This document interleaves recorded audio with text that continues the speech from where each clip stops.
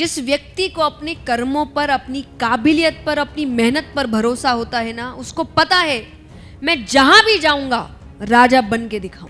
कि जिसका पीहर में शादी के बाद मोह खत्म हो जाए, ऐसी लड़कियों से कभी शादी मत करो। आपके बाहर में जो चीजें बिखरी हुई है वो ये दर्शाता है कि आपके दिमाग में कितनी चीजें बिखरी हुई है। कि बचपन में हमारे कई ग्रुप होते थे, कॉम्प्लेक्स का ग्रुप है, ट्यूशन का ग्रुप है, स्कूल का ग्रुप है। बड़े होते होते उन्होंने कहा बस व्हाट्सएप ग्रुप रह गए। पहला चेंज कि महिलाएं पैरों पर खड़ी हो रही है। मुझे नहीं पता हमें कौन सिखा के चला गया कि जीवन की जो बड़ी बड़ी चीजें हैं उसको प्राप्त करना ही आपके जीवन की सबसे बड़ी सफलता है। तालियों की गड़गड़ाहट से उनका भव्य स्वागत करते हैं। कहते हैं जब शब्दों में भक्ति उतरती है तो वो मंत्र बन जाते हैं, जब आवाज में माधुर्य उतरता है तो वो भजन बन जाती है, और जब जीवन में गीता उतरती है तो वो जया किशोरी बन जाती है। मैं आग्रह करूंगी कथावाचक मोटिवेशनल स्पीकर जया किशोरी जी से कि वो मंच पर आए। सबसे पहले तो आप सभी का बहुत बहुत धन्यवाद यहाँ आने के लिए। और मैं ये हर सेशन में कहती हूँ कि धन्यवाद इसीलिए है कि हम जिस समय से गुज़र रहे हैं, आज व्यक्ति के पास खुद के लिए समय नहीं है, तो वो किसी और के लिए समय निकाल कर आए, ये बहुत बड़ी बात है। तो आपने उस समय मेरे लिए निकाला, इसके लिए बहुत बहुत धन्यवाद।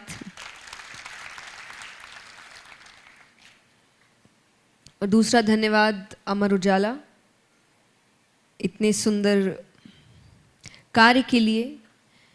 ये हमारी एक यात्रा शुरू हुई है, जीवांजलि। हमारा चौथा सेशन है आप सभी के बीच, और जिस प्रकार से लोग जुड़ रहे हैं, हमें समझ आ रहा है कि ऐसा नहीं है कि अच्छाई को लोग पसंद नहीं करते। आप अच्छा करके तो देखिए, लोग जुड़ते हैं आपसे, तो धन्यवाद जुड़ने के लिए। आज हम जिस टॉपिक पे बात करने जा रहे हैं बहुत ही साधारण सा टॉपिक है, पर हम जीवन में शायद इसी चीज़ को सबसे ज़्यादा नज़रअंदाज करते हैं। मुझे नहीं पता हमें कौन सिखा के चला गया कि जीवन की जो बड़ी बड़ी चीज़ें हैं उसको प्राप्त करना ही आपके जीवन की सबसे बड़ी सफलता है, जिसे हम अंग्रेजी में माइलस्टोन्स कहते हैं। यस और नो?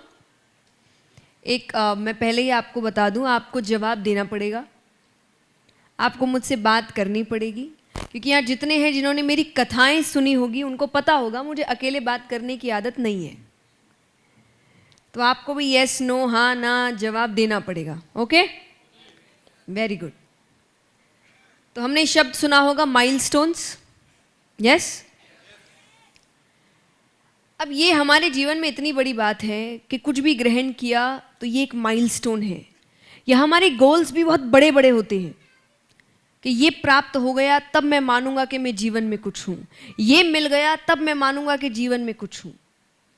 पर इसके कारण हम जिंदगी की जो छोटी छोटी खुशियाँ हैं ना, वो छोड़ देते हैं। और आपको पता है जीवन में कोई भी चीज़ बेहतरीन बड़ी बड़ी उपलब्धियों की वजह से नहीं बनती, पर छोटी छोटी खुशियों की वजह से बनती है। आप कई बार रिश्तों को देखेंगे, रिश्ते टूटते इसलिए नहीं है कि कुछ बड़ी हरकत हो गई, इसलिए टूटते हैं कि छोटी छोटी चीज़ों पर ध्यान नहीं दिया गया। हाँ या ना? मुझे समय नहीं देते, कौन सी बड़ी बात है? काम करते इसलिए नहीं देते, पर ये रिश्ते में कितनी बड़ी बात है। तो हम इन चीज़ों को जब से नज़रअंदाज करना शुरू कर रहे हैं, हमारी ज़िंदगी में प्रॉब्लम्स ज़्यादा शुरू हो रही है। कई बार हम अपनी बड़ी बड़ी आदतों पर काम करते हैं, छोटी छोटी आदतें भूल जाते हैं। हमें किसी बड़े व्यक्ति से मीटिंग करना है, बहुत अच्छी बात है, पर उस काम के चक्कर में अपना कमरा पूरे दिन गंदा रखा है, बहुत खराब बात है। अब यहाँ कई हो सकते हैं जो कहेंगे भाई अब ये बड़े बड़े काम करें कि ये सब काम करते रहें। मत करिए, किसी को अपॉइंट कर दीजिए, पर गंदगी में मत रहिए। क्योंकि आपको पता है साइकोलॉजी कहती है कि आपके बाहर का मेस, आपके बाहर में जो चीज़ें बिखरी हुई है वो ये दर्शाता है कि आपके दिमाग में कितनी चीजें बिखरी हुई है।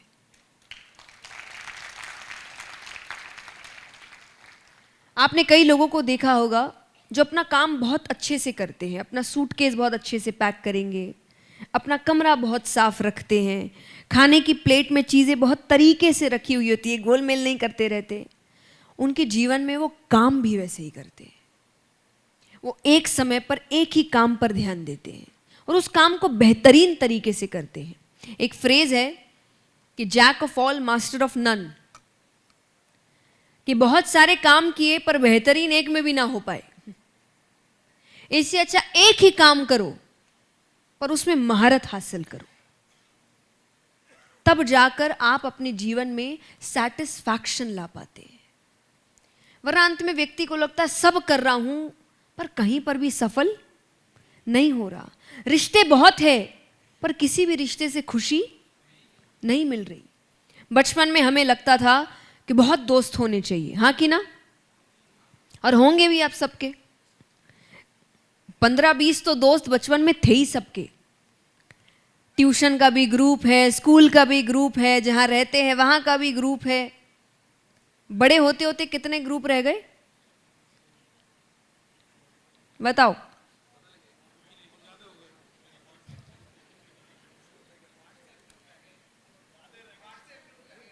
क्या जवाब मिला है मुझे, जोरदार तालियां।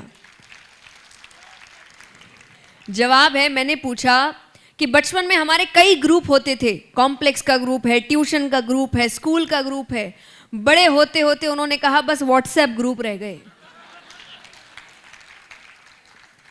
अब व्हाट्सएप पे good morning, good night, happy birthday, happy Diwali, happy Holi, मन गए रिश्ते।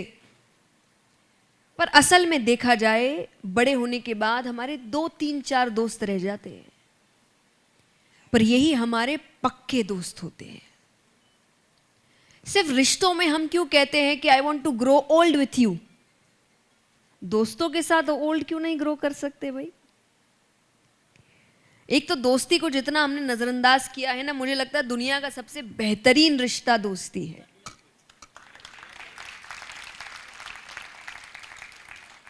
सबसे बेहतरीन। कई बातें हैं जो माँ बाप के साथ एक उम्र के बाद शेयर नहीं कर सकते, और मैं नहीं कह रही गलत बातें, क्योंकि बड़े होने के बाद ना जीवन बहुत बदल जाता है। बचपन में जब चोट लगती थी तो रोते हुए माँ बाप के पास आते थे, और बड़े होने के बाद चोट लगती है तो आंसू माँ बाप से छुपाते हैं, क्या सोच के कि वो परेशान हो जाएंगे। पर उस वक्त वो चोट किसको दिखाते हैं? दोस्तों को। कई बातें आप अपने साथी के साथ भी शेयर नहीं कर सकते, वो भी किसके साथ शेयर करते हैं? दोस्तों के साथ।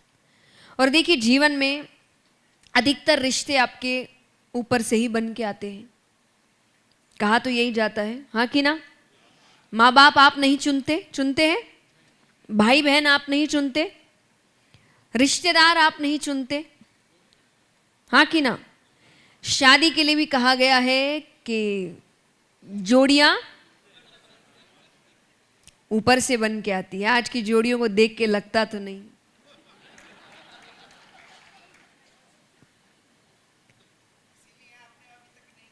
है ना? सच है, कोई दिख ही नहीं रहा वैसा जिसके साथ जीवन बिताया जाए।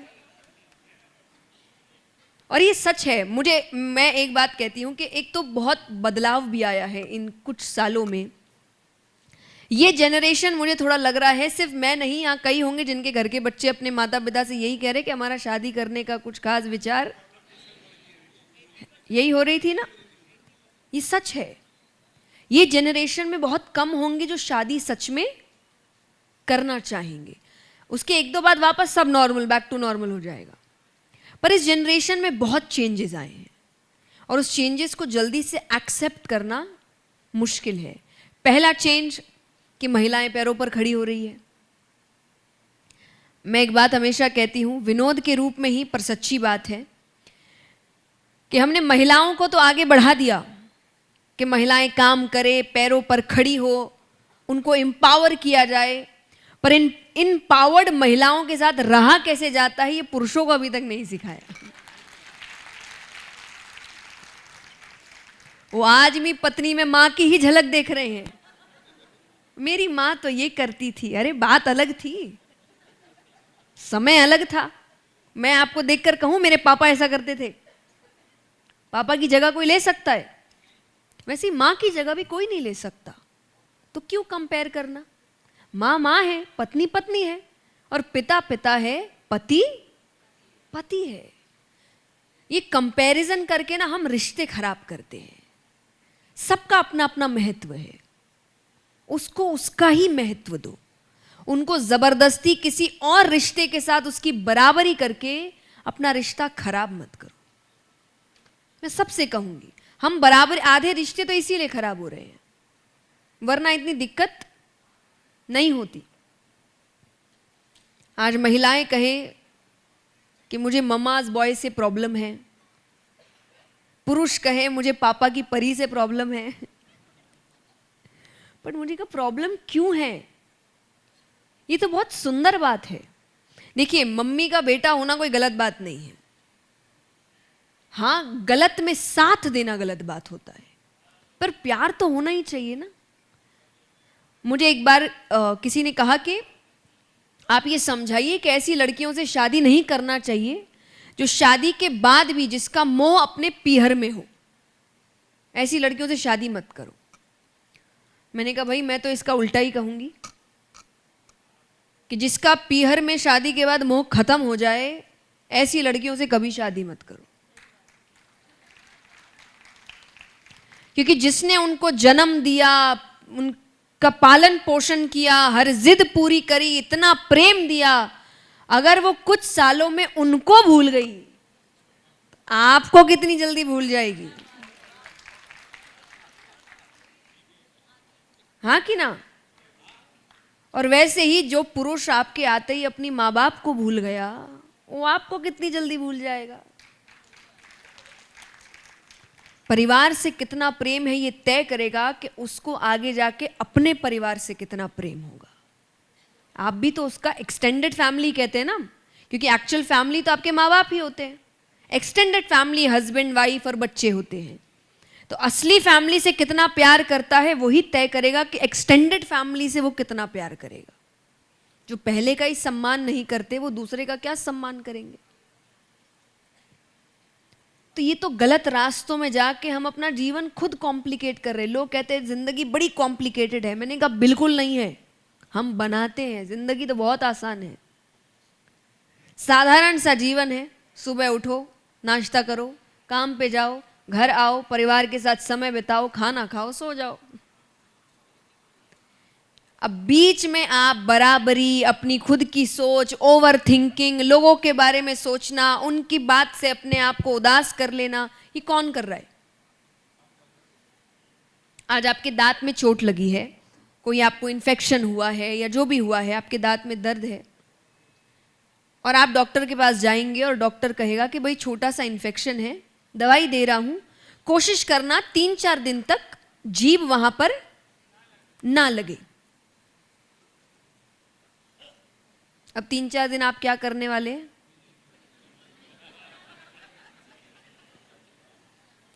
जितनी जीभ आप 30 साल में नहीं लेकर गए होंगे ना, उतनी आप 3 दिन में लेके जाएंगे। और जब जब तकलीफ होगी तब तब आप दिन भर कुछ ना कुछ लगा ही रहता है, मेरे तो किस्मत ही खराब है। और भगवान भी ऊपर बैठे बैठे कहेंगे मैं जा रहा हूं कि जीभ वहां पे लगवाने, डॉक्टर ने मना कर दिया तो मत लेके जा। तो कई दुख हमारे जीवन में हम खुद पैदा करते हैं। जीवन इतना दुखी है नहीं जितना हम बना लेते हैं। और अधिकतर दुख तो हमारे जीवन के इस चीज पर है, ऐसा हो गया तो हुआ नहीं है। किसी ने बड़ी सुंदर बात कही है कि अगर जीवन में अभी तक कुछ गलत नहीं हुआ तो किस बात का डर है और किस बात की चिंता? और अगर जीवन में कुछ गलत हो गया तो अब तो हो गया ना, अब किस बात की चिंता? तो हम चिंता कर क्यों रहे हैं, मुझे समझ नहीं आ रहा। और मेरे लिए चिंता का मतलब वो हल्की फुल्की चिंता नहीं, वो तो होनी चाहिए कि साधारण सी बात है कि अरे मेरा काम कुछ है ठीक से हो जाए, उसकी तैयारी मैं ठीक से करूं, थोड़ा अलर्ट रहूं। पर ओवर थिंकिंग से मेरी दिक्कत है कि जितना समय आपको काम करने में लगाना है उतना समय तो आप काम के बारे में सोचने में लगा रहे हैं। तो काम करेंगे कब? बच्चा पूरी रात इसलिए नहीं पढ़ रहा कि इस चिंता में है कल मेरे बगल में कौन बैठेगा, इतनी देर पढ़ाई कर लेता। एग्जाम में जाने से पहले लंबा रास्ता तय करता है। क्यों? क्योंकि जब एग्जाम में जा रहा होता है तब उसको पता चलता है कि बीच रास्ते में कितने मंदिर आते हैं। हर मंदिर में दोग लगाते हुए जाता है भगवान, और हर एग्जाम में भगवान इस बार पार लगा दो, अगली बार से अच्छे से पढ़ूंगा। और भगवान कहेंगे 2 साल पहले भी यही कहा था। मैं कई लोगों से कहती हूं कि एस्ट्रोलॉजी ये सब कोई बुरी चीज नहीं है, अच्छी बात है, पर मेरे पिता ने मुझे कभी इन चीजों में पढ़ने नहीं दिया। पता है क्यों? उन्होंने हमेशा एक बात कही, मैं ये नहीं कहता कि झूठ है, ये सच है क्योंकि हमारा शास्त्र है, पर मैं इसीलिए कहूंगा कि जिस दिन तुम्हारे मन में ये विचार आ गया कि ये पहनने से मेरे काम बन जाएंगे, उस दिन से तुम मेहनत करना छोड़ दोगी। तो तुम्हारे जीवन में एक ही विचार होना चाहिए कि अगर मुझे कुछ करना है तो उसके लिए कर्म करना पड़ेगा, बस इतना ही ध्यान रखो। और मेहनत ऐसी चीज है कि अगर सही मन से सही ढंग से कर ली ना, ये भाग्य को भी झुका देती है। ये सच है, अपने अनुभव से कहती हूं। बस अपनी मेहनत पे ध्यान दीजिए, ऊंच नीच चलती रहती है। आप अगर सोच रहे हैं कि जीवन में ये दुख क्यों आ गया, वो दुख क्यों आ गया, अरे किसके नहीं आया? ईश्वर तक को दुख ने नहीं छोड़ा। बताओ छोड़ा क्या? पर एक तस्वीर बता दो मुझे श्री राम की या श्री कृष्ण की जहां वो मुस्कुरा नहीं रहे हैं।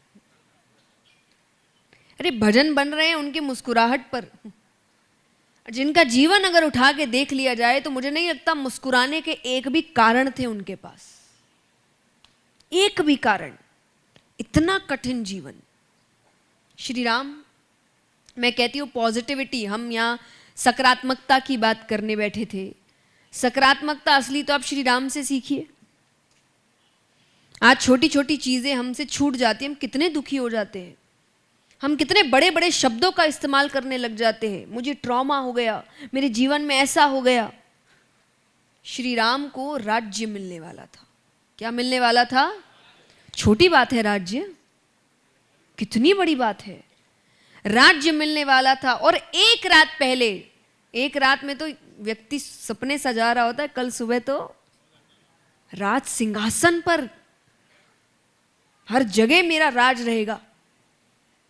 वो एक रात पहले उनसे कहा गया कि राज्य तो नहीं मिलेगा। अब सुंदरता देखिए आप नकारात्मकता की, जो उनको हो जानी चाहिए थी कि राज्य तो नहीं मिलेगा, कि जो मिलने वाला था वो तो नहीं मिलेगा, पर जो राज्य में रह रहे हो वो भी जाओ। कि जो था, जो मिलने वाला था वो तो नहीं मिलेगा, जो था वो भी छीन लेंगे। और आपको पता है ये सब होने के बाद श्री राम अपनी माता के पास जाते हैं, और अपनी मां से जाकर क्या कहा पता है आपको? फिर आप कहते हैं बच्चों में संस्कार नहीं है, मां बाप ही नहीं पढ़े अभी तक। श्री राम ने अपनी माता से कहा कि पिता ने मुझे वन का राज्य दिया है। इसको कहते हैं विनिंग मेंटालिटी। क्या कहते हैं इसे? जिस व्यक्ति को अपने कर्मों पर, अपनी काबिलियत पर, अपनी मेहनत पर भरोसा होता है ना, उसको पता है मैं जहां भी जाऊंगा राजा बन के दिखाऊंगा। और जिसको अपनी काबिलियत पे भरोसा नहीं, उसको राज सिंहासन पे बैठा दो, काम मुझसे देले का नहीं होने वाला। तो आपको राजा बनने पर काम नहीं करना, आपको राजा जैसी मानसिकता पर काम करना है। और असल में तो हम जिस धर्म से आते हैं ना, वहां पर सब मानसिकता ही थी, संत एक मानसिकता थी, राजा एक मानसिकता थी।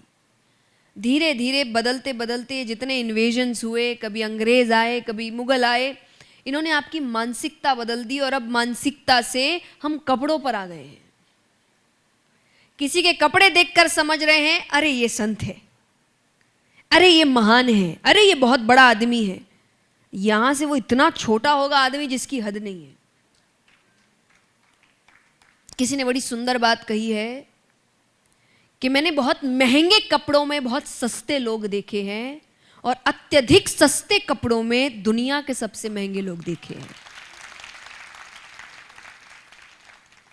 तो आपके कपड़े तय करेंगे कि आप कौन हैं। एक सुंदर कहानी बताती हूं, जो मैं कह रही हूं कि हम किस संस्कृति से आते हैं। कि जब स्वामी विवेकानंद एक बहुत बड़े सेशंस के लिए बाहर गए तो उनके कपड़े से देखकर एक व्यक्ति ने कहा कि आप इतनी अच्छी बात करते हैं, ऐसे कपड़े क्यों पहनते हैं, अच्छे कपड़े पहनिए।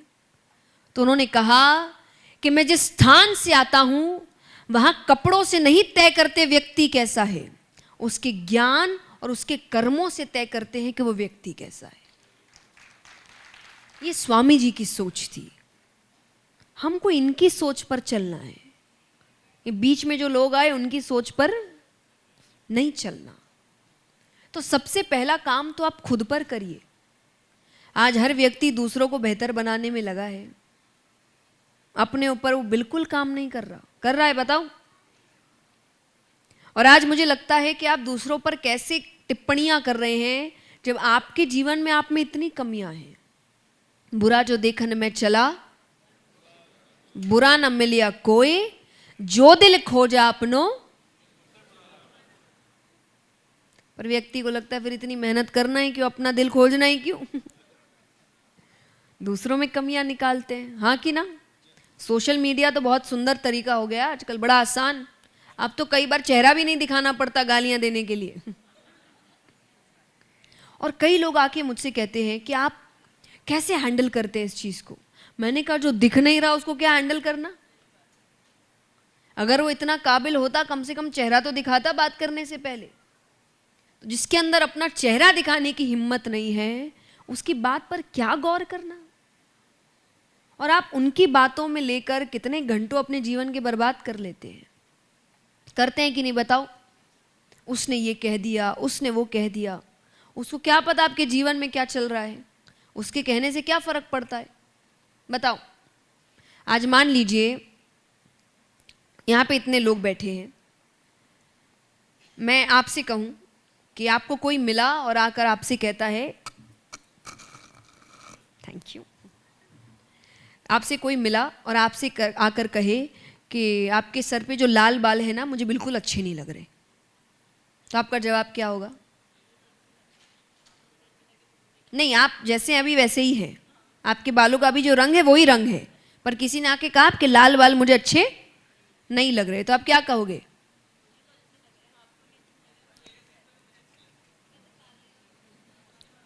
हाँ, किसी ने जवाब दिया मेरे तो काले हैं, लाल है ही नहीं। नहीं, आपके नहीं है, उसने आके आपको यही बोला, पर आपके बाल लाल नहीं है। उसने कहा आपके लाल बाल मुझे अच्छे नहीं लग रहे, आप क्या बोलोगे? क्यों? मेरे लाल है ही नहीं। वैसे ही कोई आकर आपसे कहे कि आप बुरे हैं, आप ऐसे हैं, आप वैसे हैं, आप क्या कहोगे? मुझे फर्क पड़ता नहीं क्योंकि मैं तो वैसा हूं ही नहीं। पर आप तो बुरा मान जाते हैं। और आपको पता है जब व्यक्ति बुरा मानता है ना, वो कहीं ना कहीं दर्शाता है कि कुछ % तो मतलब बात में सच्चाई है। जब सच्चाई ही नहीं है तो क्या फर्क पड़ता है। जब वो मैं हूं ही नहीं तो आप उसको 10 बार बोलो कि 100 बार बोलो, मुझे क्या फर्क पड़ रहा है। फर्क तो तब पड़ेगा जब होगा, क्योंकि कहीं ना कहीं वो आपको दर्शाएगा कि इसको कैसे पता चला, मैंने तो बड़ा छुपा के रखा था। और व्यक्ति छुपा के ही रखता है। आज देखा जाए तो मुझे नहीं लगता यहाँ कोई भी है जो अपनी असलियत दुनिया में दिखा रहा है, कोई भी। 5-10% तो वो अंदर रख के रखा है जो किसी को नहीं पता। और कई बार मैं ये नहीं कहती कि ये सिर्फ बुरी आदतें हैं, कई बार उसके अपने दुख हैं, उसकी अपनी तकलीफें हैं। किसी ने बड़ी सुंदर बात कही है कि आंखों में पानी लेकर मुझे घूरता ही रहा, आंखों में पानी लेकर मुझे घूरता ही रहा, आईने में खड़ा शख्स परेशान बहुत था।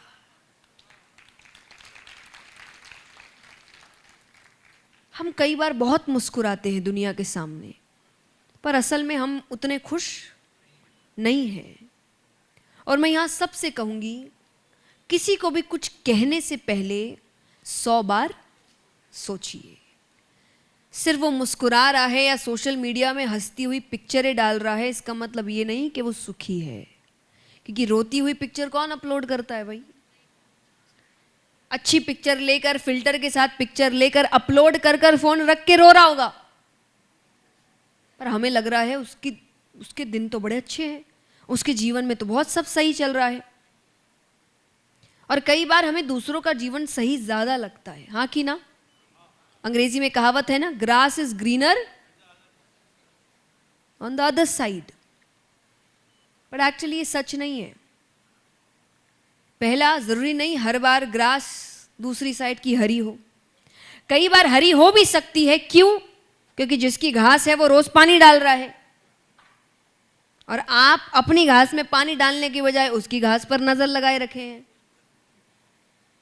और कई बार जरूरी नहीं कि उसकी घास हरी है, क्या पता उसने नकली घास लगा के रखी है। आपको दूर से लग रहा है अरे सब सही, अरे सही नहीं है, वो नाटक कर रहा है सब कुछ सही रखने का, पर उसके चक्कर में हम अपना जीवन खराब करते हैं।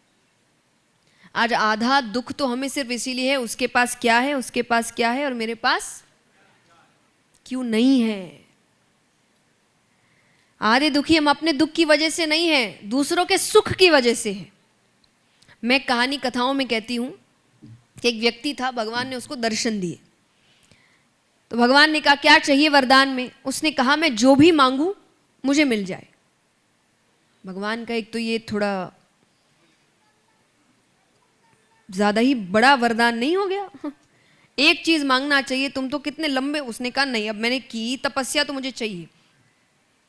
भगवान कहे ठीक है दे दूंगा, एक साइड इफेक्ट होगा। क्या?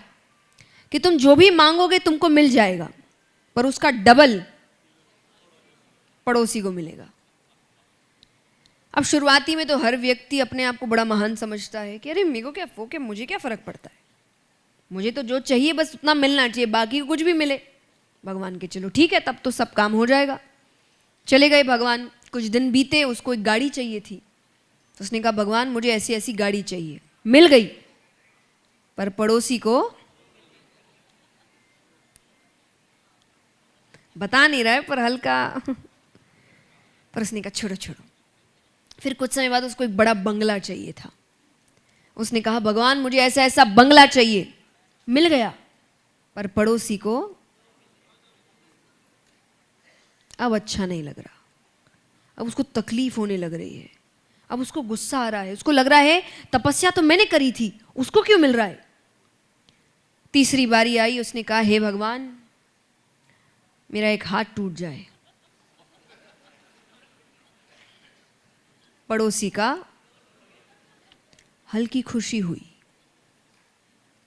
इस खुशी से उसने चौथी बार कहा हे भगवान मेरी एक आंख फूट जाए। पड़ोसी की। अब आपको लग रहा होगा कि ये जरूर मनगढ़ंत कहानी होगी, बिल्कुल है, पर इस बात को सच साबित करने के लिए आप इंटरनेट पे जाके बहुत चीजें सर्च कर सकते हैं कि आज कई शहरों में और कई स्थानों में एक नया तरीका, जैसे पहले के समय में साइबर कैफेज होते थे ना, फोन में इंटरनेट मिलता नहीं था तो फेसबुक चलाने के लिए साइबर कैफे जाना पड़ता था। कौन कौन गया यहाँ पे? क्या बात है।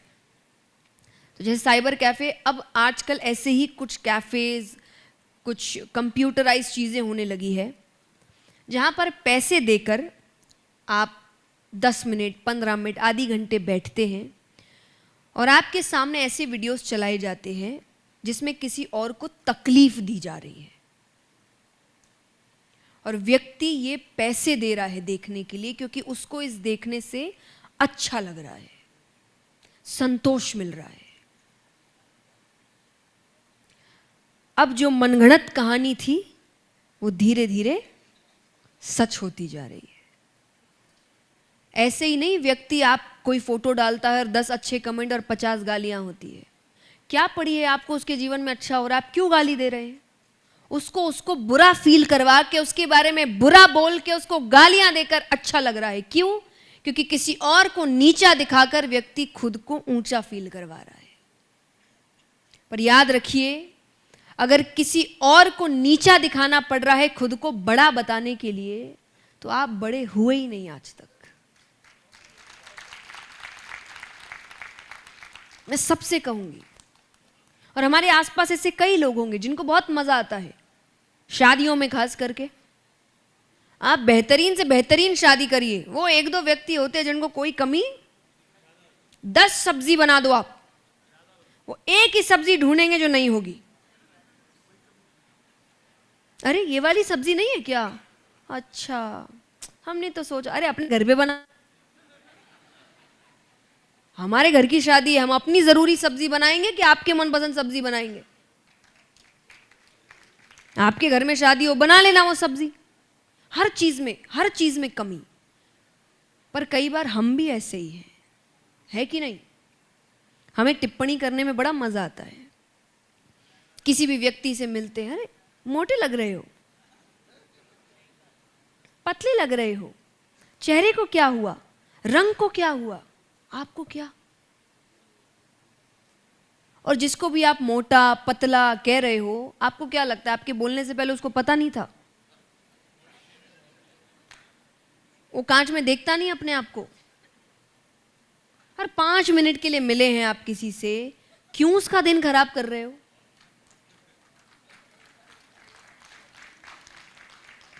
उस 5 मिनट में कह दो बड़े अच्छे लग रहे हो, इतने सुंदर लग रहे हो, क्या चमक रहे हो, खुश हो जाएगा सामने वाला। और आपको लगता है ये सब बोलने से वो बड़ा खुश हो जाता है कि अगर आप उसको मोटा पतला, कुछ नहीं, वो उस वक्त चुप रहता है। और बाकी वो कहीं भी जाएगा ना, वो हर बच्चे से, हर युवा से यही कहेगा इससे बच के रहना, इसके पास, ये इमेज बना रहे हम। और ये तो छोड़िए, हमारे अपने जान पहचान में होते हैं, हम तो परायों को नहीं छोड़ते। यहां कितने हैं जिनको क्रिकेट देखने का शौक है? हाथ उठाना।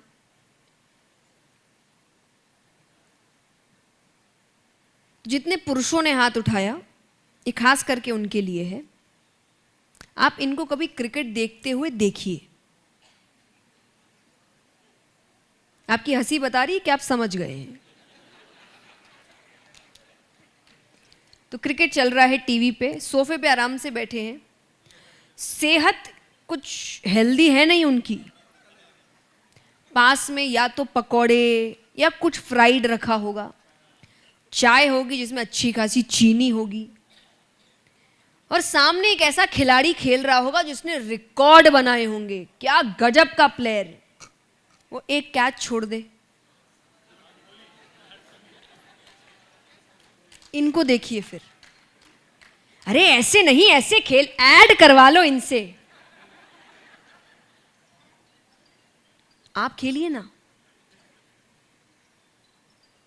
तो जिसके ऊपर टिप्पणी कर रहे हैं, उसने अपने जीवन में जो हासिल किया है, हमने उसका 1% हासिल नहीं किया है। 1%।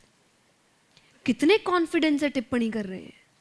कम से कम व्यक्ति 50-50 भी करे, मैं नहीं कहती 100%, पर सामने वाले का 50% तो जीवन में कर लो, फिर जाकर हिम्मत रखो उस पर टिप्पणी करने की। तो हमें टिप्पणी करने की इतनी आदत हो गई है। अब अगेन ये छोटी छोटी बातें हैं, सबको लगता है क्या ही फर्क पड़ता है, बिल्कुल पड़ता है। सब करते होंगे यहाँ पे, गॉसिप सब करते हैं, और आजकल तो गॉसिप करने का एक नया तरीका हो गया है। 2-3 घंटे गॉसिप कर लो, चुगलियां कर लो, फिर कहो छोड़ो हमें क्या।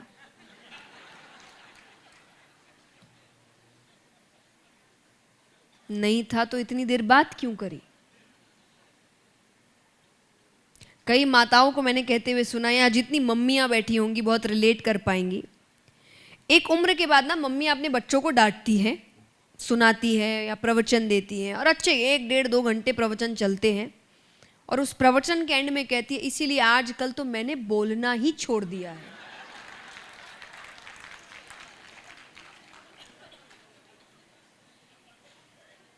और मुझे लगता अगर बोलना छोड़ दिया तो 2 घंटे नहीं छोड़ा होता तो क्या। पर अब यहां पर अर्थ क्या है कि छोटी छोटी चीजें हैं, यानी आप अपने आप को बोल रहे हैं कि मैंने बोलना छोड़ दिया, या मैंने किसी के साथ गॉसिप करना छोड़ दिया, और फिर भी आप कर रहे हैं। आपका सब कॉन्शियस माइंड आपको समझा रहा है कि आप अपने वादों पर कायम नहीं रह सकते, और यही आगे जाके आपके लो कॉन्फिडेंस बनने का नतीजा होता है। अचानक से कई लोग कहते हैं ना कि हमारी कॉन्फिडेंस क्यों नहीं है, कोई नया काम करने जा रहे हो, पहले किया भी नहीं है, उसमें फेल भी नहीं हो, फिर भी क्यों कॉन्फिडेंस नहीं है आपको? क्योंकि कहीं ना कहीं आपका सब कॉन्शियस माइंड आपको बता रहा है कि आज तक कौन सी बातें पूरी करी है जो ये पूरी कर लेगा। और ये सीधा सीधा नहीं होता, ये दिमाग में कहीं चल रहा होता है। मैं इसलिए लोगों से कहती हूं अपने आप से किया हुआ छोटा सा वादा भी पूरा करिए।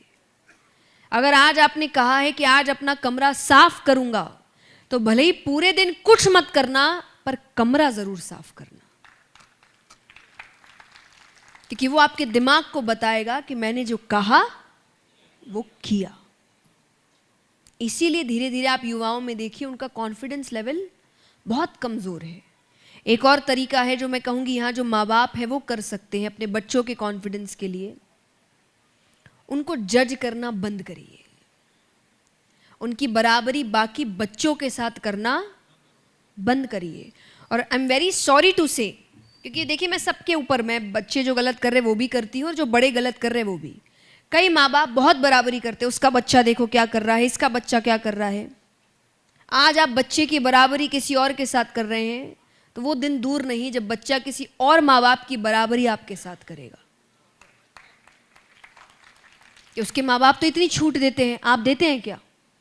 उसकी माँ बाप तो रात को घूमने भी देते हैं, आप देते हैं क्या? फिर हम कहते हैं हमारे घर के नियम अलग है। तो फिर उस बच्चे की बराबरी क्यों किसी और से? उसको कहो अच्छे बनो, अच्छा काम करो, पढ़ाई पर ध्यान दो, पर ये बोल के मत करो कि उसको देख वो क्या कर रहा है, वो तेरे से कितना अच्छा है। इसमें आप 2 चीज करते हैं। एक, उसके कॉन्फिडेंस को खत्म करते हैं कि यार दुनिया तो मुझे नालायक कह ही रही थी, पर जिनके साथ रहता हूं, जिनका सगा हूं, वो भी नालायक समझती है, तो मतलब नालायक हूं। उसका कॉन्फिडेंस कितना गिर गया। मत करिए, उसको बेहतर बनाने पर काम करिए। कुछ कमी है तो कमी को ठीक करने पे काम करिए। उसको नालायक बोलने से वो लायक बन जाएगा क्या? नहीं। और कई बार तो हम बच्चों को छोटी छोटी चीज़ों पे नालायक कह देते हैं, और जिनको आज के ज़माने में कहा जाता है लॉ ऑफ अट्रैक्शन, एफर्मेशन, अच्छी बातें बोलो, यूनिवर्स सुनता है। और मैं कहूँ हमारा धर्म कब का बता के चला गया कि जीभ पे माँ सरस्वती बैठती है, अच्छा बोलो सच हो जाता है। तो कई बार बच्चे नालायक नहीं होते, हम उसकी छोटी सी अरे नालायक है, अरे नालायक है, वो नालायक बन जाता है क्योंकि आप बार बार बोल रहे हैं अरे पागल है, अरे पागल है। क्यों बोलना? ये अच्छी बात है तो ना कहिए। क्योंकि आज आप एक बात समझिए, जब बच्चा छोटा था ना, हम बच्चे को कभी जज नहीं करते थे। करते थे?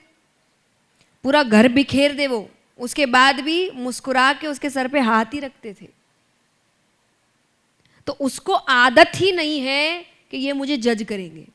फिर अचानक से एक उम्र आती है जब अचानक से आप उस पर चिल्लाने लग जाते हैं, उसे जज करने लग जाते हैं, तो उसको लगता है अरे ये क्या हो गया, ऐसे तो इन्होंने कभी नहीं किया, मेरी तो गलती पर भी ये मुझे मुस्कुरा के ही समझाते थे। अब इसमें मैं ये नहीं कह रही आप गलत हो, पर आपने ही तो उसकी आदत बनाई है ना। पर आप कह सकते तब तो बच्चा था, अब बड़ा हो गया है। दिमाग वैसे काम नहीं करता। आपका करता है क्या बताइए? आज बच्चे 30 साल के भी हो जाए, माँ बाप को लगते हैं 30 साल के? छोटे ही लगते हैं। वैसे ही बच्चा आपके लिए भी वो अपने आप को वैसा ही समझता है, पर हम उसको जज करने लग जाते हैं, उस पर चिल्लाने लग जाते हैं उसकी गलतियों पे। तो वो धीरे धीरे वो गलतियां आपको लगता है कम कर चुका है, छुपाने लग गया है। हमें लगता है हमारी डांट से अब उसने ये हरकत बंद कर दी, बंद नहीं कर दी, आपको बताना बंद कर दी। तो इससे बेहतर ये नहीं कि आप उसको कहो कि आप उसको समझाएंगे, सही गलत बताएंगे, पर वो आपको सब कुछ आके बताए। जैसा समय चल रहा है ना, ये बेहतर है कि बच्चे गलत भी करे तो आपको आकर बताए, ताकि बचाने के लिए वहां पहुंच तो सको। पता ही नहीं होगा वो कहां है तो उसको बचाने जाओगे कहां? तो ऐसा माहौल बना के क्या फायदा कि वो छुपा के कोई काम करे। तो जब वो तकलीफ में हो, हमको ये भी नहीं पता होगा कि वो कहां है, क्योंकि समय बदल रहा है। देखिए, जबरदस्ती इस बात को लेकर चलते रहना कि हमारा समय ऐसा था, हमारा समय ऐसा था, बदलाव नहीं आएगा। वो समय गया। यस और नो? पहले व्हाट्सएप नहीं था, अब है। यूज करते हैं ना आप? क्यों करते? आपके समय में तो नहीं था। उबर पहले नहीं था, आज है। यूज करते हैं ना? तो यानी अपने मतलब की चीज हम यूज करते हैं ना, वैसे ही बच्चे भी अपने मतलब की चीज यूज करते हैं। तो बार बार ये कहना मेरे समय में नहीं था, मेरे समय में ये नहीं था, और आपके बच्चे के बीच एक गैप पैदा करता है। तो उसको बार बार लगता है मतलब ये मेरे से अलग है। वो गैप मत बनाइए। जनरेशन गैप होता नहीं है, बनाया जाता है। कई बच्चे आपको मिलेंगे जिनके बीच कोई गैप नहीं है। ये मुझे बहुत बार फील हुआ कि मैंने अपने जीवन की ऐसी ऐसी बातें अपने माँ बाप को जाकर बताई, जो मैंने जब अपने दोस्तों को बताई, कि मैंने अपने माता पिता को बताई, कि वो चौंक गए कि भाई ये माँ बाप को बताने वाली बात नहीं होती। पर मैंने कहा मेरे घर में ऐसा माहौल ही नहीं था कि किसी बात पे भी वो इतने अचंभित हो जाते कि मुझे उनसे छुपाना पड़ता। उन्होंने हर बात मेरे साथ डिस्कस की, इसलिए मैंने हर बात उनके साथ शेयर की, तभी रिश्ता अच्छा बनता है। और परिवार मेरी नज़र में आपके जीवन की सबसे पहली जिम्मेदारी है कि नहीं? या तो बनाओ मत, बनाओ तो पूरा निभाओ। और हम जितना परिवार को नजरअंदाज करते हैं, उतना दुनिया में परिवार पंचिंग बैग बन गया। आजकल बन गया है कि नहीं बताओ? बाहर का सारा गुस्सा, बाहर का सारा गुस्सा, और फिर इसी बात को कहेंगे यही तो प्यार है। तुम्हारे ही सामने तो जता पाते हैं। और ये कोई जेंडर स्पेसिफिक बात नहीं है। मैं नहीं कह रही खाली पुरुष ऐसा करते हैं। जो भी बाहर काम कर रहा है वही कर रहा है। तो पति पत्नी के साथ, पत्नी पति के साथ, माँ बाप बच्चों के साथ, और बच्चे माँ बाप के साथ। पर याद रखिए, दुनिया में सब चीज वापस आ जाती है। आपके काम गए हुए वापस आ जाते हैं, पैसा गया हुआ वापस आ जाता है, अपने गए हुए वापस नहीं आते। उस समय तक ना जाए। कई बार हमारे जीवन में बातें इतनी आगे बढ़ जाती है कि कुछ बचता ही नहीं है बचाने को। और हम छोटी छोटी, क्योंकि ये छोटी छोटी बातें हैं ना, छोटी बात है, छोटी बात है, नजरअंदाज करते करते इस हद तक आते हैं कि कब वो छोटी बात बहुत बड़ी हो जाती है, हमें पता ही नहीं चलता। हाँ कि ना? यहाँ कई होंगे जिनके ऐसे रिश्ते खत्म हुए होंगे जो अब उनको लगता है काश उस समय पे थोड़ा ध्यान दे दिया होता। यस और नो? मैं हाथ उठाने को नहीं कहूंगी, पर होंगे। दोस्त हो सकते हैं, कुछ काम हो सकता है, कुछ रिश्ते हो सकते हैं। हाँ कि ना? और उसके बाद व्यक्ति के जीवन में कितनी ही सफलता आ जाए, उसका मन किसी भी चीज से खुश नहीं होता। इसलिए आपने देखा होगा कई बार अमीर से अमीर व्यक्ति डिप्रेशन का शिकार होते हैं, क्योंकि पैसा उसके पास बहुत है, रिश्ते एक ढंग के नहीं है। क्योंकि हमने ध्यान पूरा वहीं दिया ना। परिवार को बार बार एक ही चीज कहते रहे, किसके लिए कर रहे हैं, किसके लिए कर रहे हैं, तुम्हारे लिए तो कर रहे हैं। और जब परिवार को देने का समय आया तब परिवार ही नहीं था। क्योंकि देखिए सबका जीवन है, बच्चे एक समय तक आपके साथ हैं, बड़े हो जाएंगे अपनी दुनिया में लग जाएंगे, हमें लगता है हम तब उनके साथ जीवन बिताएंगे। अब उनका जीवन शुरू हो चुका है, उनकी जवानी शुरू हो चुकी है, तो फिर कुछ बचता नहीं है। और तब सिर्फ अपने मन में रिग्रेट करने की बजाय हमारे पास और कोई तरीका नहीं होता। तो इससे ज़्यादा अच्छा है कि एक बैलेंस बनाइए हर चीज़ का।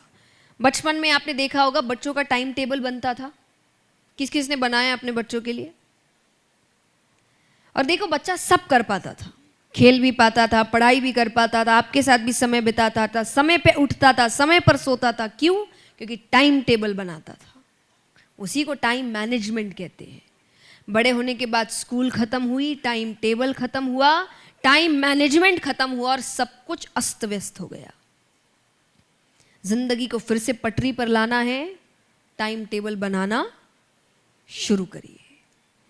24 घंटे मिले हैं, 24 घंटे में घंटे बिताइए। इतना घंटा ये काम, इतना घंटा ये काम, इतने घंटे ये काम, सब हो जाएगा। फिर से कह रही हूँ, अनुभव से कहती हूँ, मैं सब करती हूँ। सही समय पर परिवार को भी समय देना है, खुद का मनोरंजन भी करना है, वो भी नहीं हटाना। तो मेरे दिन में कुछ समय सिर्फ मेरे लिए होता है, तब कोई नहीं आएगा मेरे पास। वो समय सिर्फ मेरा है, अपने आप को जानने के लिए। क्योंकि आज हम सबको जानते हैं पर खुद को नहीं जानते। इसलिए ज्ञान देने में हम सबको ज्ञान दे सकते हैं, पर खुद के जीवन में तकलीफ आती है। तो महाभारत का एक बहुत सुंदर प्रसंग है कि महाभारत के युद्ध के एक रात पहले युधिष्ठिर ने युद्ध करने से मना कर दिया कि मैं युद्ध नहीं कर सकता, सामने परिवार है, अपने हैं, बुजुर्ग हैं। तो उनकी सेना में से एक व्यक्ति आया जिसने उनको एक बहुत अच्छी मोटिवेशनल स्पीच दी और फिर युधिष्ठिर मान गए। आपको पता है किसने दी?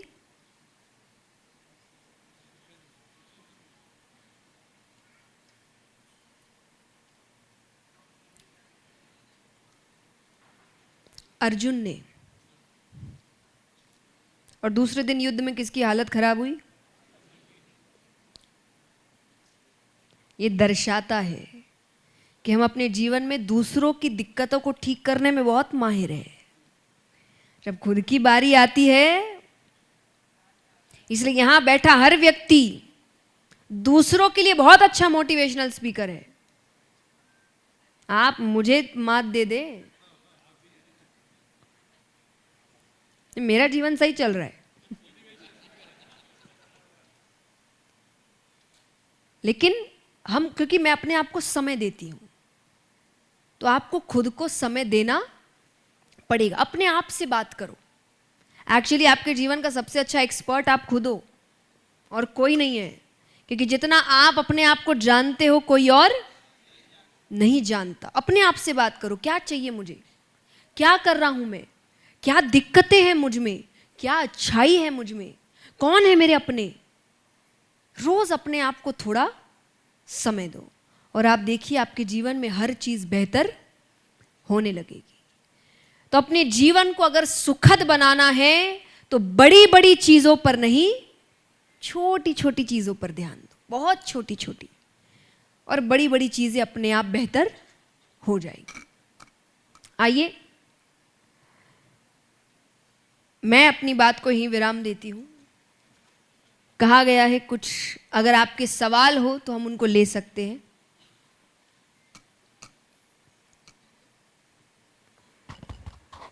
एक तो मुझे अध्यात्म की बात करने बुलाया है और सामने क्या रखा है न्यूज़पेपर।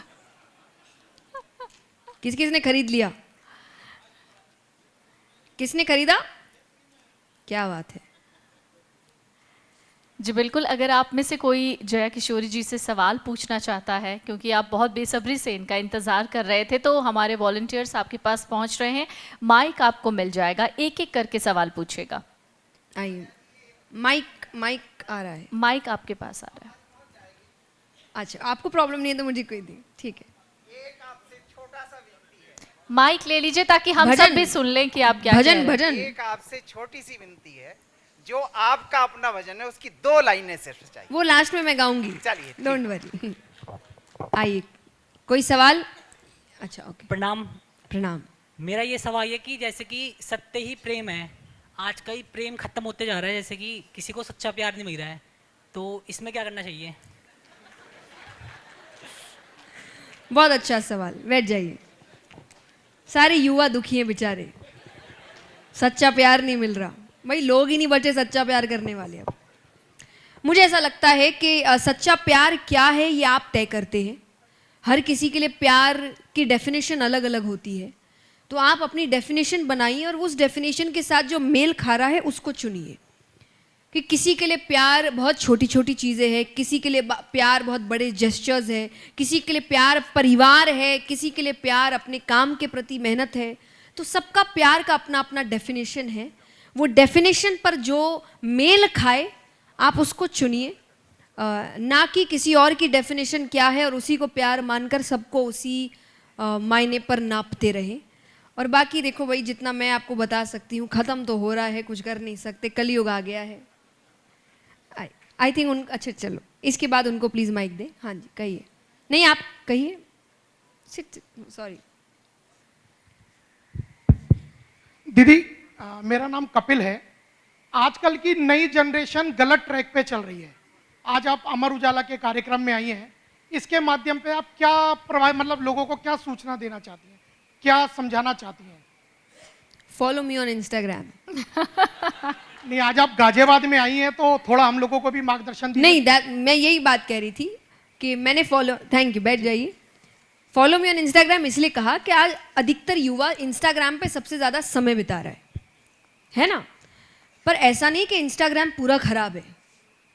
कई ऐसे लोग हैं जो अच्छी बातें कर रहे हैं। आप मुझे ना भी फॉलो करें या मेरी बात ना भी सुने, अपने पसंदीदा किसी व्यक्ति जो जीवन पर अच्छी बातें करता है उनको फॉलो करिए।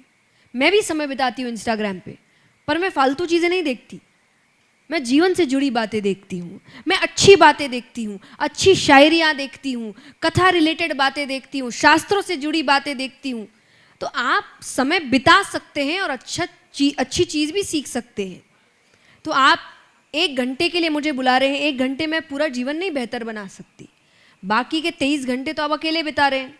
तो आपके हाथ में जो चीज़ है, आपका फ़ोन, उसमें बहुत बेहतरीन चीज़ें हैं, बहुत बेहतरीन लोग हैं, बहुत बेहतरीन बातें हैं, बेहतरीन कथाएं हैं। अपना समय वहाँ बिताइए और आप देखिए कितना अच्छा बदलाव आएगा। आई माइक एक बार यहाँ, वेरी सॉरी बट वो काफ़ी टाइम से, उसके बाद मैं आपको दूंगी। हाँ यहाँ दे दीजिए, वेरी सॉरी बट हाँ जी हाँ जी। मेरा नाम तरुण कंसल है, नमस्ते। मैं चार्टर्ड अकाउंटेंट हूँ। आपने अभी बात करी कि ओवर थिंकिंग से कैसे बचा जाए। चिंता बहुत होती हैं, हालांकि चिंता मुझे कोई नहीं है, बच्चे भी सब बढ़िया हैं, सारे सेटल हैं, बहुएं भी बढ़िया हैं, लेकिन ये ओवर थिंकिंग से कैसे ओवरकम करा जाए। How to overcome the over thinking, उसी वजह से चिंताएं हैं सारी। बस उसके लिए कोई एक आप फॉर्मूला अगर हो तो बताएं। जी बिल्कुल है। हमारे बड़े बुजुर्ग एक बहुत सुंदर बात करते थे कि खाली दिमाग शैतान का घर, खाली बैठना ही बंद कर दो। जब दिमाग में एक, क्योंकि देखिए पहले एक ही ख्याल आता है, एक का 100 हम करते हैं, 100 ख्याल एक साथ किसी को नहीं आते। शुरुआत एक की होती है, एक को 100 आप करते हो खाली बैठ के। मुझे जब भी कोई नेगेटिव थॉट आता है, मैं कुछ काम करने लग जाती हूँ, काम करने लग जाऊंगी, माता पिता के पास जाके बैठ जाऊंगी, टीवी में कुछ देखने लग जाऊंगी, कोई किताब पढ़ने लग जाऊंगी। तो मैं वो स्पेस नहीं देना चाहती उसको। कई लोग कहते हैं अरे बड़ा मुश्किल है, तो मुश्किल तो ओवर थिंकिंग भी है ना। वो करने से कौन सा आपको सुख मिल रहा है, तकलीफ ही हो रही है। तो मुश्किल दुनिया में सब कुछ है, आप तय करिए आप कौन सा मुश्किल अपनाना चाहते हैं। मुश्किल शादी भी है और मुश्किल कंवारा रहना भी है, मुश्किल गरीब होना भी है, तो धनवान होना भी उतना ही मुश्किल है। मुश्किल अस्वस्थ रहना भी है और मुश्किल स्वास्थ्य को ठीक रखना भी है। तय आपको करना है कि आप कौन से मुश्किल को अपनाना चाहते हैं, क्योंकि कोई भी अच्छी चीज़ दुनिया में आसान नहीं है। तो जैसे ही आपको लग रहा है कि कुछ इधर है और कप खाली है, कुछ भी करो, पर आप खाली मत बैठो। खाली बैठोगे तो ऐसे ऐसे ख्याल आएंगे कि उस समय आप इतनी बड़ी गलतियां कर सकते हैं, इतने बड़े फैसले ले सकते हैं, और लेने के बाद आपको लगेगा बात इतनी बड़ी थी नहीं, ये आपने बनाई थी। आई थिंक माइक, हाँ जी माइक उनको भैया।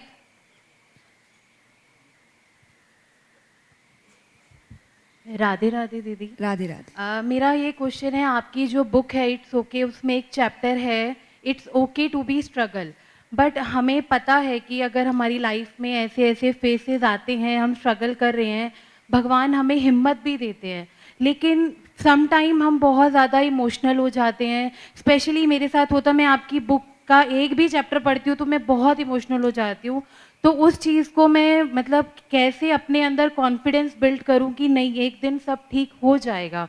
बहुत सारी ऐसी बातें हैं कि स्ट्रगल भी करते हैं हम लाइफ में, तो उस चीज़ को कैसे ओवरकम कर सकते हैं। Okay, lovely question. पहला, अब बैठ जाइए, थैंक यू। पहला, उनकी बात से मैं एक छोटा सा प्रमोशन कर दूं, मेरी किताब निकली है it's okay, Hindi, English, Marathi, Gujarati, Punjabi, 5 भाषा में है। आप जिस भाषा में पढ़ना चाहें ज़रूर खरीदें।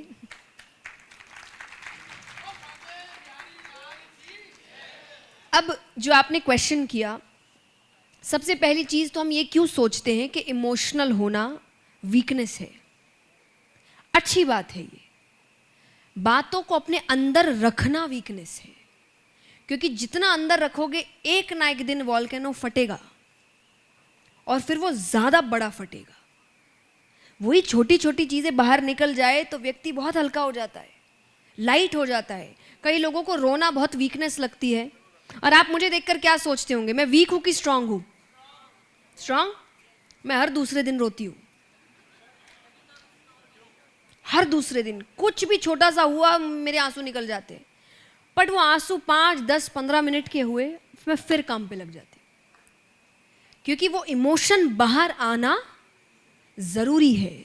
जो उसको सप्रेस करके रखता है वो एक्चुअली में स्ट्रांग नहीं है, वो ज्यादा वीक है, क्योंकि उसको डर है कि अगर मैंने अपनी वल्नरेबिलिटी बाहर दिखा दी तो सामने वाला क्या कहेगा। मुझे नहीं फर्क पड़ता क्या कहेगा, मुझे अपने ऊपर काम करना है, और अगर मुझे काम करना है तो उस इमोशन को बाहर लाना पड़ेगा। तो स्ट्रगल आसान नहीं होता। स्ट्रगल करेंगे तो कई ऐसे मोमेंट्स आएंगे आपके जब आपको रोना आएगा, जब आपको लगेगा कि क्या चल रहा है। पर आपको पता है, भक्ति एक बहुत सुंदर चीज है जो मुझे लगता है ये सबके अंदर होनी चाहिए, विश्वास। क्योंकि आपका ईश्वर थोड़ा सा बदमाश है, वो यकीन के सारे रास्ते बंद करके पूछता है अब यकीन है कि नहीं बता। तब आपको यकीन रखना है कि मुझे यकीन है, हो जाएगा सब, और हो जाता है। किसी ने बड़ी सुंदर बात कही है कि हर किसी के जीवन में हैप्पी एंडिंग होती है, और अगर एंडिंग हैप्पी नहीं हुई है तो मतलब कहानी खत्म, कहानी बाकी है, अभी इंतजार करो। तो मेरे हिसाब से इमोशनल होना अच्छी बात है। I think we are done. Please बहुत जन हाथ उठा रहे, मैं इनको एक बाइक दे दीजिए आप। इसी 1-2 क्वेश्चन और लेंगे फिर। राधे राधे। राधे राधे। जया, मैं आपको बचपन से जानती हूँ, जब आप बहुत छोटे से थे और विवेक विहार में आप कीर्तन करने आते थे, तो मेरे पास आपकी बहुत प्यारी सी मेमोरी है। देखिए, क्यूट बट नॉट क्यूट। ना ना देखिए आप कितने क्यूट लग रहे हैं इसमें। देखिए, आपके पास मेमोरी अच्छी है, मुझे बहुत प्यारी लग रही है, पर आपको मैं क्यूट कैसे लग रही हूँ मुझे आप समझ नहीं आ वैसे भी क्यूट है, क्योंकि मैं आप बिल्कुल आप मेरी बेटी की तरह हो। आप देखो मेरी गोद में बैठी हैं। हाँ जी। तो मैं हमेशा गॉड से ये प्रे करूंगी, ईश्वर आपको बहुत सारी खुशियां दे, बहुत कामयाबी दे। Love you so much, God bless you बेटा, कीप इट अप। मुझे बहुत खुशी है कि आप इतनी आगे बढ़े और निरंतर आगे बढ़ती रहिए। Thank you, how sweet, thank you so much. Next question, I think उनको माइक दे सकते हैं। Myself Kanchan Krishna Adnani, I am Bollywood actor. Oh, I have wow. done lots of Bollywood movies, Sonu की टीटू की स्वीटी, वीरे दी वेडिंग, एक्सीडेंट द अरे prime वाह, minister, पल पल दिल के तालियां पास, वही नानू जोरदार। की जानू। Thank you, thank you so much darling, God bless you. हाँ जी, इनको भैया खड़े हैं आपके सामने। आइए, हाँ जी, माई सेल्फ अनिल कुमार तनेजा। नमस्कार। एक्चुअली मैडम मैं बिजनेसमैन हूँ और मेरी अपनी एक वर्कशॉप है गाजियाबाद में प्रेमचंद इंडस्ट्री के नाम से। मेरे बेटे की अभी शादी हुई है। मैडम एक प्रॉब्लम है कि मैं चाहता हूँ कि लाइफ में सेटिस्फेक्शन होना चाहिए। एक फैक्ट्री है हमारी, बेटा ये कहता है कि नहीं एक फैक्ट्री और होनी चाहिए, गाड़ियाँ और होनी चाहिए, ऑडी होनी चाहिए, BMW होनी चाहिए। मैं उसे ये कहता हूँ कि पूरा शहर गाजियाबाद को अपना समझो, काम बढ़ाओ और डिस्ट्रीब्यूट करो। तो बड़ा कन्फ्यूजन हम दोनों में आपस में रहता है। तो हम हाउ कैन बी सेटिस्फाइड कि बिजनेस के अंदर टर्नओवर इतनी होनी चाहिए, इतनी बढ़नी चाहिए। तो ये कन्फ्यूजन्स रहते हैं और टेंशन्स रहती हैं। तो किसको आप कैसे बताएंगे कि कैसे इसको हम बैलेंस करें मैडम? ओके जी, thank you, very nice question. पहले इसमें 2 आंसर है। पहला, तो आपने कहा आपको सेटिस्फैक्शन चाहिए, तो आपकी सेटिस्फैक्शन आपके काम से होनी चाहिए कि मुझे एक ही फैक्ट्री चाहिए। अब वो जिंदगी बेटे की है, बेटे को एक और फैक्ट्री चाहिए, आप उसको बोलो उसके लिए मेहनत तू कर, मुझे मत परेशान कर, मैं एक में खुश हूं, है ना? तो क्योंकि हमें सेटिस्फैक्शन सिर्फ अपने काम से होनी चाहिए, कोई और क्या करेगा अगर हम उसकी सेटिस्फैक्शन अपने आप से जोड़ लेंगे तो हम दुखी रहेंगे, क्योंकि एंड ऑफ द डे उसकी अपनी लाइफ है, उसके अपने गोल्स होंगे, अपने ड्रीम्स होंगे, उसको लगेगा अरे मुझे ये भी करना था, वो भी करना था, और सिर्फ इसीलिए ना करूं क्योंकि आपको ये नहीं चाहिए तो उसको बुरा लगेगा। तो पहला ये। दूसरा, आपने जो बात कही कि उसको ये गाड़ी चाहिए, वो गाड़ी, मैं इस चीज़ के कभी खिलाफ नहीं होती कि हमें ज़्यादा चीज़ें चाहिए, बिल्कुल लेना चाहिए। मेरी किताब में ये भी चैप्टर है कि it's okay to be materialistic या it's okay to be ambitious, but I always say कि एम्बिशियस होने का मतलब या मटीरियलिस्टिक होने का मतलब अक्यूमुलेशन नहीं है, इकट्ठा करना नहीं है, इंजॉय करना है।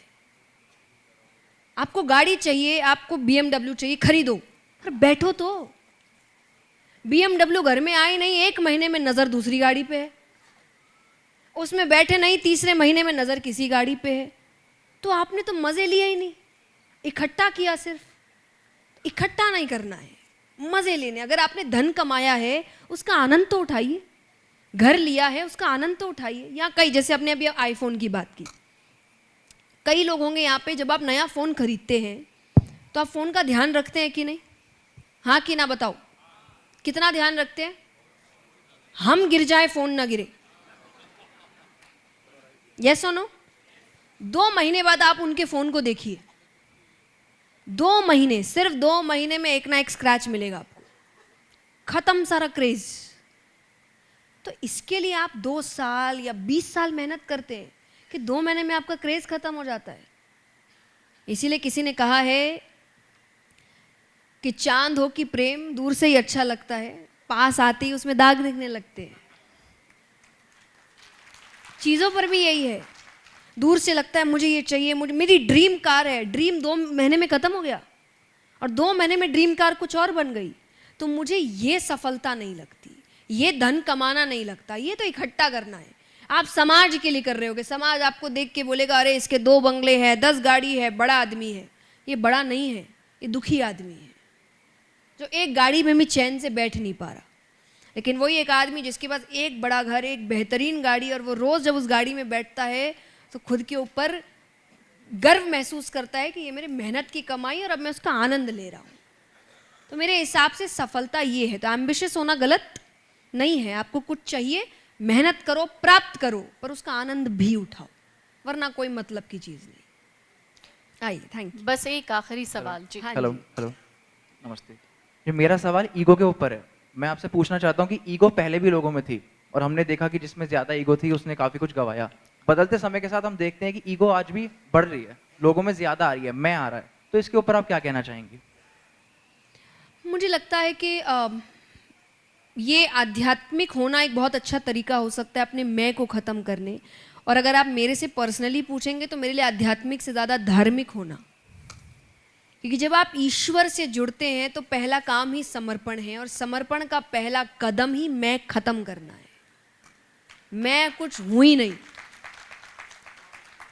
आज मुझे कई बार लोग कहते हैं कि आप इतने विनम्र कैसे रहते हैं। मैंने कहा विनम्र तभी रहूँ ना क्योंकि जब मेरा कुछ है ही नहीं, मुझे घमंड हो किस बात का, सब वो कर रहा है। जहाँ मैंने ज़्यादा स्मार्टनेस दिखाई, 1 मिनट में मुझे हटा के किसी और को बैठा देंगे वहाँ। तो किस बात का घमंड, मेरा कुछ है ही नहीं। तो ये आपको ईश्वर से जुड़ के समझ आता है। तो मेरी नज़र में अगर मैं सारी युवाओं से कहूँगी आपको ईगो मुक्त होना है, ईश्वर के पास चले जाओ। वो आपको 1 मिनट में आपका मैं खत्म कर देते हैं और फिर सिर्फ ईश्वर रह जाते हैं।